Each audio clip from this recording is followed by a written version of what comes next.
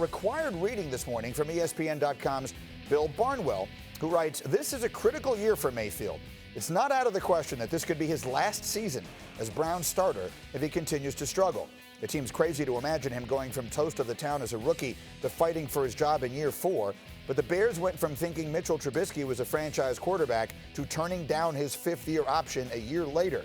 The Browns will have to decide on Mayfield's fifth-year option next spring, and if he disappoints for the second straight campaign, it's not going to be an easy call."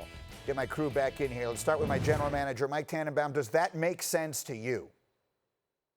Absolutely. This is a critical year for Baker Mayfield because his timeline isn't the same as Kevin Stefanski. Kevin Stefanski is in year 1. He will be there for a while. And Baker Mayfield has a bad habit of drifting to his right. And when he does that, that's when bad things happen. He has to step up into the pocket, and he has to be much more productive and smart with the football, Greeny.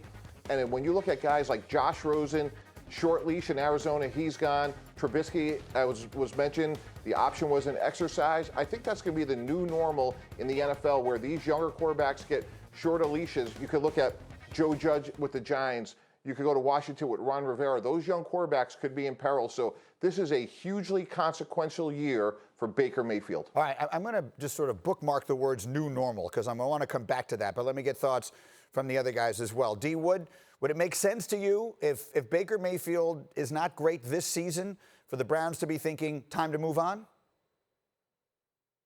I think you have to start to consider it. I mean, you got to understand the new regime, the new coach. Mike T talked about it with Kevin Stefanski in there. Listen, Baker Mayfield wasn't dealt a great hand. He had 4 head coaches, 4 offensive coordinators, now going into his third season. But at the end of the day, it's up to him to go out here and make things happen. And what excuse does Baker Mayfield have coming into this season? I mean, look what the Browns have done via free agency in the draft. They go out and sign the right tackle. They go out and draft the left tackle. They go out and sign a tight end, Austin Hooper, in free agency. You got Odell Beckham. You got Nick Chubb. I mean, you got weapons all over the place. I don't know if there's an organization out there that has done more for their young quarterback than the Cleveland Browns. So if he doesn't make it happen this year, then he's going to be in a Mitchell Trubisky situation this next offseason. I don't know. I suppose an excuse, if you want to call it that, could be the fact that he's learning a new offense without ever actually being on the field or training camp or anything like that. He's taking all of these virtual reps. Go ahead, Dominique. What do you think? Because I agree that Baker should be on the hot seat and they should be considering moving on from him if he has another bad season.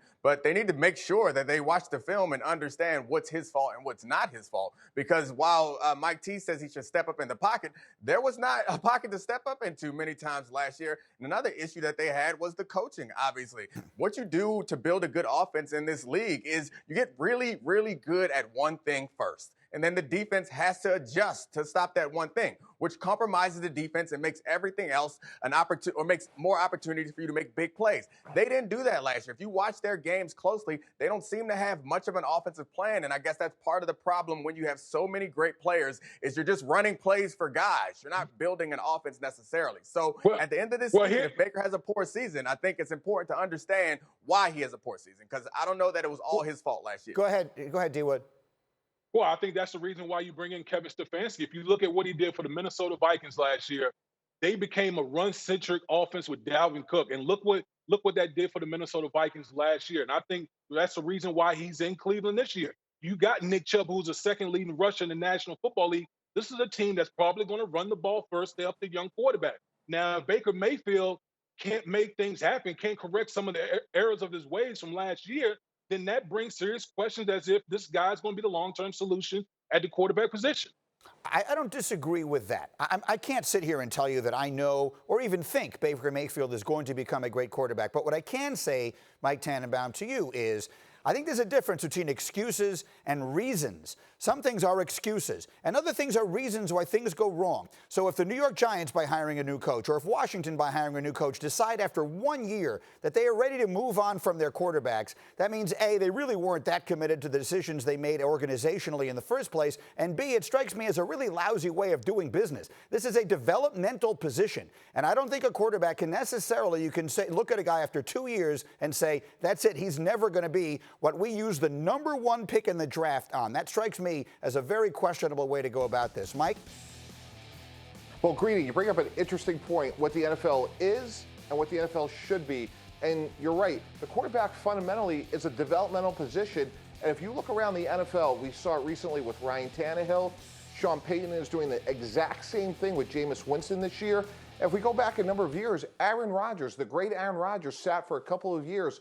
So there's a lot of examples. Jimmy Garoppolo going to San Francisco, just took a team to the Super Bowl. It is a quarterback. The quarterback position is a developmental position. It doesn't happen overnight. And I think you're making a really interesting, nuanced point where the NFL is.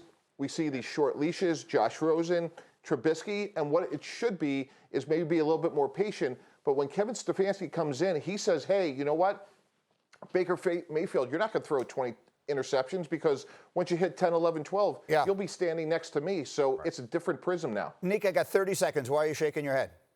Because that's not the world that the GMs and coaches live in. They're going to get fired if they don't succeed. So while everyone wants to take time to develop quarterbacks, develop all this stuff, no one is going to still be there except the person who owns the team if you don't win now, or at least show a path going forward. So if getting rid of your quarterback suggests that you have a plan for the future and that you're going to go a different direction, I think that GMs and coaches want to keep their job. They lean in that direction rather than trying to convince people that a guy who's failed in the last couple seasons is a guy that they should stick with. I get that. All I'll say is football historically has never been a quick fix kind of sport. It is something that generally takes some time to build, and the good organizations know that. Thank you for watching ESPN on YouTube. For live streaming sports and premium content, subscribe to ESPN+.